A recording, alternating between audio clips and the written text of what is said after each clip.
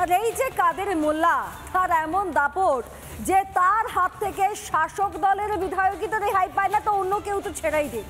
সেই কাদের মোল্লা হঠাৎই এখন বাড়ি ছাড়া হয়ে গিয়েছে, তার নাকি কেউ খোঁজই পাচ্ছে না। অবশ্যই এর আগেও কাদের মোল্লার বিরুদ্ধে যদি কোনো অভিযোগ উঠে থাকে সেক্ষেত্রেও তাকে ধরা যায়নি, পুলিশ তাকে ধরতেই পারেনি, এমনই তার দাপট। এই কাদের মোল্লা আদতে শেখ শাহজাহান বাহিনীর একটা গুরুত্বপূর্ণ অংশ। এই কাদের মোল্লাকে কিছুতেই ধরা যায় না।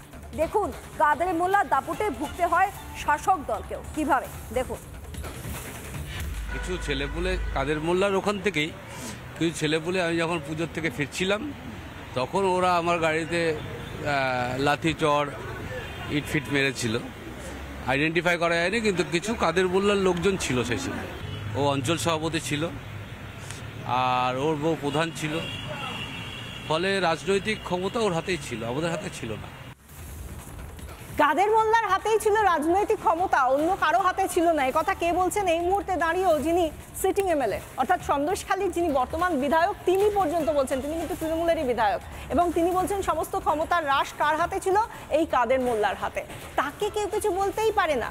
এবার কাদের মোল্লা স্ত্রী, কাদের মোল্লা এই মুহূর্তে দাঁড়িয়ে সন্দেশখালীতে নেই, হঠাৎ গায়েব হয়ে গিয়েছে। কারণ সিবিআই এই মুহূর্তে তদন্ত করছে। সে যদি বাড়িতে থাকে তাহলে তাকে নিয়েও টানাপোড়েন হবে, সেটা নিশ্চয়ই সে চাইবে না, বা তার মাথায় যাদের হাত রয়েছে তারাও চাইবে না। এবং এই জায়গা থেকে কাদের মোল্লা স্ত্রী সাবিনা বিবি, সে হঠাৎ বলছে এই সুকুমার মাহাতো বিধায়ক যা যা বলছে সব নাকি মিথ্যে, সব নাকি চক্রান্ত। সুকুমার মাহাতো তো একাধিকবার অভিযোগ করেছে এই কেদার মোল্লা খুনের সঙ্গে জড়িত। আপনারা কিছু জানেন? উনি সব মিথ্যে কথা বলছে। ওনার সঙ্গে একটা মনোমালিন্য হয়েছে।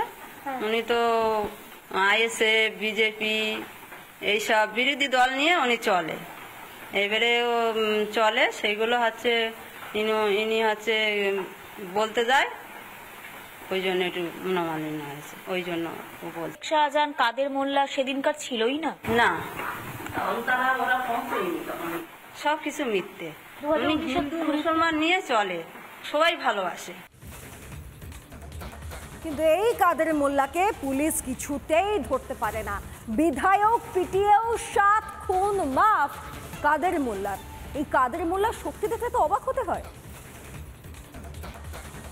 সন্দেশখালীতে যদি একটা মানুষকে কেউ চড়ও কখনো মারে, সেটা শাহজাহান শেখ না বললে তার ক্ষমতা নেই।